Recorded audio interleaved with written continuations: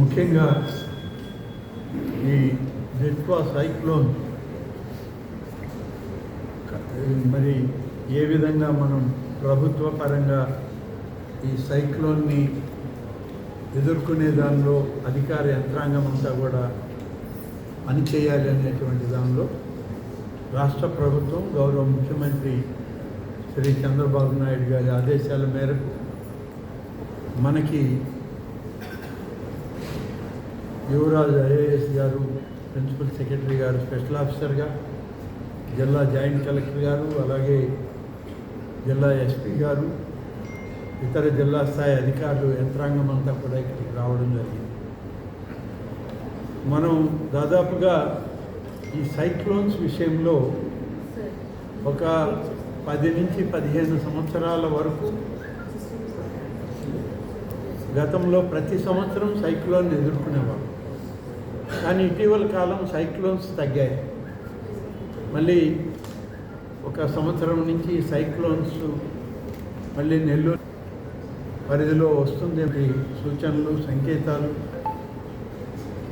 రాష్ట్ర ప్రభుత్వం నుంచి, కేంద్ర ప్రభుత్వ శాఖల నుంచి విడుదలవుతున్న సందర్భంలో మళ్ళీ జాగ్రత్తలు తీసుకోవడం అనేటువంటిది జరుగుతుంది. మనకి ఈ సంవత్సరమే ముందు సైక్లోన్లు వచ్చాయి గత మాసంలో. అప్పుడు కూడా మరి ప్రిన్సిపల్ సెక్రటరీ గారు రావడం, రివ్యూ చేయడం, జిల్లాలో పెద్ద నష్టాన్ని లేకుండా మనం జాగ్రత్త పడడం, ఇవన్నీ కూడా జరిగాయి. ఈరోజు కూడా ఈ యొక్క దిత్వా సైక్లోన్ సివియర్గా ఉంటుందనేటువంటి సూచనలు ముందు ఉన్నా ఇప్పుడు వచ్చేటువంటి ఇండికేషన్స్తో కొంత దాని ప్రభావం నెల్లూరు జిల్లా మీద తగ్గుతుంది అనేటువంటిది మనకున్న సమాచారం. ఇప్పుడు సార్ చెప్పిన దాంట్లో కూడా అదే విషయం చెప్పడం జరిగింది. ఈ సందర్భంలో అధికార యంత్రాంగాన్ని అంతా మేము కోరేది ఒకటే, ఇది పూర్తిగా నెల్లూరు జిల్లా దాటి వెళ్ళే వరకు కూడా మరి సైక్లోనిక్ ఎఫెక్టు, విండ్ ఎఫెక్ట్ తగ్గినా కూడా రెయిన్ఫాల్ ఉండేటువంటి అవకాశాలు ఉన్నాయి. ఆ ఎక్కువ వర్షపాతాన్ని భరించే పరిస్థితుల్లో ఇప్పుడు మన రిజర్వాయర్లు, మనకున్న కెనాల్స్, మనకున్న ఇరిగేషన్ ట్యాంక్స్కి లేదు.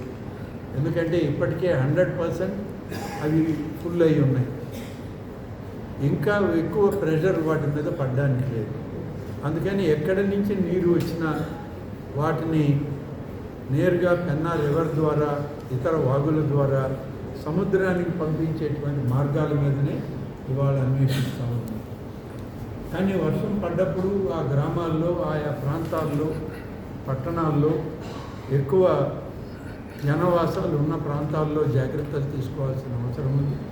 దానికి కావాల్సిన చర్యలు అన్నిటి మీద కూడా ఈరోజు రివ్యూ చేయడం జరిగింది.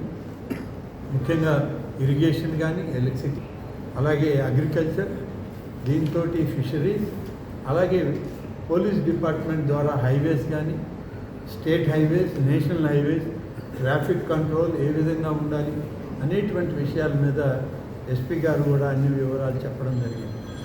ఏదేమైనా నేను అధికారులందరినీ కోరేది, ఈరోజు రాష్ట్ర ప్రభుత్వం నిరంతరం దీని మీద పర్యవేక్షిస్తూ ఉంది.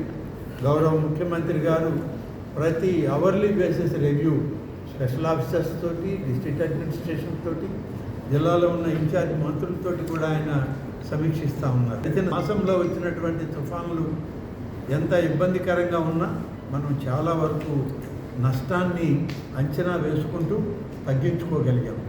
ఇప్పుడు కూడా అదే పర్యవేక్షణ రాష్ట్ర ప్రభుత్వం నుంచి, గౌరవ ముఖ్యమంత్రి గారి దగ్గర నుంచి జరుగుతూ ఉంది. అధికార యంత్రాంగం అంతా సమాయత్తమై రాబోయేటువంటి 2-3 రోజులు ఈ సైక్లోన్ వార్నింగ్ తగ్గి ఇది క్రాస్ అయ్యి వెళ్ళే వరకు కూడా, ఆ తర్వాత ఎక్కువ వర్షపాతం వచ్చే ప్రమాదం కూడా ఉంది. కాబట్టి అన్ని జాగ్రత్తలు తీసుకోవాలి. ముఖ్యంగా ఆరోగ్య పరిస్థితులు, హెల్త్ డిపార్ట్మెంట్, పంచాయతీరాజ్ డిపార్ట్మెంట్ వాళ్ళు ఆ గ్రామంలో ఉన్నటువంటి హెల్త్ వర్కర్స్ కానీ, అలాగే పంచాయతీరాజ్ సెక్రటరీలు, పంచాయతీరాజ్ ఆఫీసర్లు అందరూ కూడా ఆ విలేజెస్లో ఎక్కడైతే వాటర్ స్టాగ్నేట్ అవుతుందో నీళ్లు నిలవకుండా చేసి అక్కడ ఎటువంటి మురుగునీరు కూడా గ్రామాల్లో ఉండకుండా మరి ఆరోగ్య భద్రతకు కూడా కావాల్సిన హెల్త్ పాయింట్స్ కూడా అన్నీ చేసుకోవాలని చెప్పి ఇవాళ అధికారులను అందరినీ కోరుతున్నాం. ఎప్పుడు కూడా ఎపిడమిక్ అనేది రాకూడదు. సైక్లోన్లో అది ఒక మేజర్ ఇష్యూ మనకి. ఆ మేజర్ ఇష్యూని మనం ఎప్పటికప్పుడు దాన్ని అటెండ్ అవుతూ ఉన్నాం. ఇప్పుడు కూడా జాయింట్ కలెక్టర్ గారు అలాగే ప్రిన్సిపల్ సెక్రటరీ గారు స్పెషల్గా కమిషనర్గా ఇక్కడికి వచ్చారు. మనకి సైక్లోన్కి నిరంతరం పర్యవేక్షణ ఉంటుంది. తప్పనిసరిగా ఈ జిల్లా ప్రజలకి ఒక మంచి భద్రతను ఇవ్వడానికి, సైక్లోన్ ఎఫెక్ట్ లేకుండా వాళ్ళని రక్షించుకోవడానికి అన్ని రకాలుగా ప్రభుత్వం పనిచేస్తుంది. ప్రాణ నష్టం కానీ, పశు నష్టం కానీ, ఆస్తి నష్టం కానీ లేకుండా చూడడమే ఇవాళ మా అందరి బాధ్యత. ఆ బాధ్యతలు నెరవేర్చడంలో మేము తప్పకుండా పనిచేస్తాం. Thank you.